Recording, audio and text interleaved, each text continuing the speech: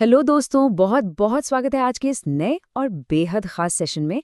आज हम लोग सीटीटी 2024 के चाइल्ड डेवलपमेंट एंड पेडागोजी यानी सीडीपी के प्रीवियस ईयर क्वेश्चंस का एक ज़बरदस्त डीप एनालिसिस करने वाले हैं।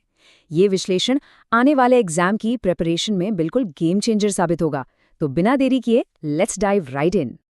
तो चलिए आज की अपनी सीडीपी नॉलेज को टेस्ट करते हैं। एक fast paced interactive quiz walk through शुरू करते हैं।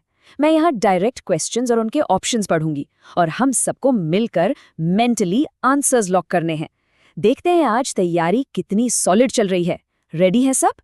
बढ़ते हैं आज के पहले चैलेंज की तरफ। ध्यान से सुनिएगा, निम्नलिखित में से कौन सा प्रगतिशील शिक्षा यानी प्रोग्रेसिव एजुकेशन का एक प्रमुख सिद्धांत है?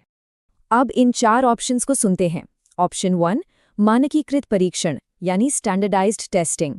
ऑप्शन 2 ज्ञान के निष्क्रिय प्राप्तकर्ता यानी पैसिव रिसिपिएंट्स ऑफ नॉलेज। ऑप्शन 3 प्रमाणिक कार्यों पर आधारित यानी बेस्ड ऑन ऑथेंटिक टास्क्स। और ऑप्शन 4 पूर्व निर्धारित पाठ्यचर्या यानी प्री डिटर्मिन्ड करिकुलम। फटाफट आंसर सोचिए और मेंटली लॉक कर लीजिए। देखिए, प्रोग्रेसिव एजुकेशन हमेशा लर्निंग बाय डूइंग यानी करके सीखने पर सबसे ज्यादा जोर देती है। असल में जब बच्चे रियल लाइफ एक्सपीरियंसेस से जुड़ते हैं ना और आसपास के माहौल में इन्वॉल्व होकर काम करते हैं तो वो चीज़ों को बहुत डीपली समझते हैं। इस लॉजिक के हिसाब से यहाँ बिल्कुल सही उत्तर है ऑप्शन 3। अब एक बार जल्दी से समझ लेते हैं कि ये प्रमाणिक कार्य आखिर होते क्या हैं। ये बेसिकली वो प्रैक्टिकल एक्टिविटीज़ हैं जैसे साइंस एक्सपेरिमेंट्स करना या फील्ड ऑब्जर्वेशंस करना। ये रियल लाइफ प्रॉब्लम सॉल्विंग को बढ़ावा देते हैं जो रट्टा मारने वाली आदत के बिल्कुल ऑपोजिट है। Next question. दूसरा सवाल है, विकास के किस पहलू में तर्क, चिंतन और समस्या समाधान की व्याख्या की जाती है? इंग्लिश में कहें तो reasoning, thinking and problem solving. ये डेवलपमेंट थ्योरीज का एक बहुत ही डायरेक्ट और फ्रीक्वेंटली पूछा जाने वाला सवाल है। ऑप्शंस कुछ इस तरह हैं। ऑप्शन 1 सामाजिक विकास यानी सोशल डेवलपमेंट। ऑप्शन 2 संज्ञानात्मक विकास यानी कॉग्निटिव डेवलपमेंट। ऑप्शन 3 नैतिक विकास यानी मॉरल डेवलपमेंट। और आखिरी ऑप्शन 4 गतिक विकास यानी मोटर डेवलपमेंट। जरा सोचिए, जब दिमाग इस्तेमाल होता है तो वो किस विकास का हिस्सा मानेंगे हम? जल्दी से आंसर लॉक कीजिए।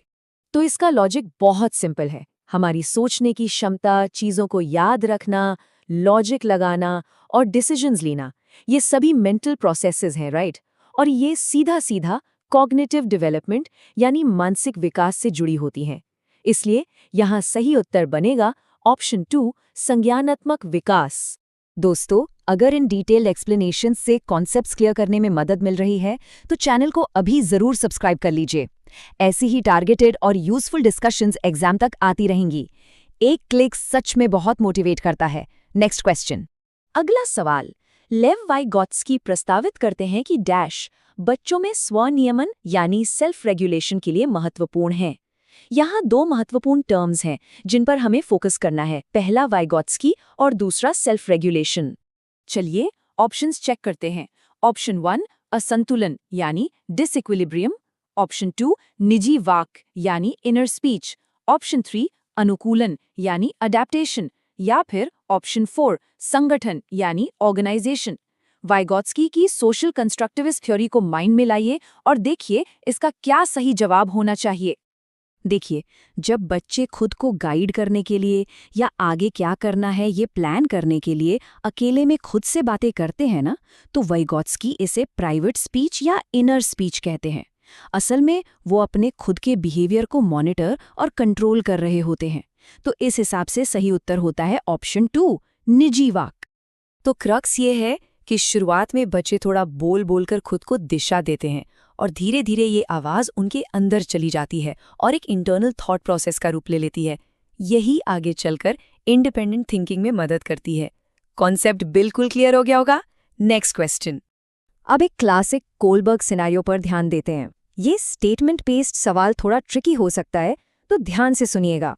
अभिकथन यानी ए कहता है, कोलबर्ग के नैतिक विकास सिद्धांत में बच्चे कार्यों को उनके परिणाम के आधार पर अच्छा या बुरा समझने से उठकर आगे चलकर इस समझ पर पहुंचते हैं कि नियम और कानून लचीले हैं और बदले जा सकते हैं।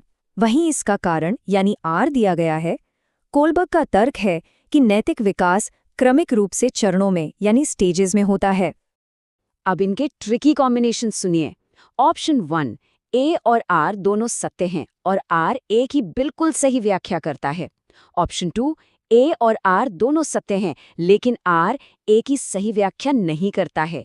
ऑप्शन 3, ए सत्य है लेकिन आर गलत है। और ऑप्शन 4, ए और आर दोनों गलत हैं।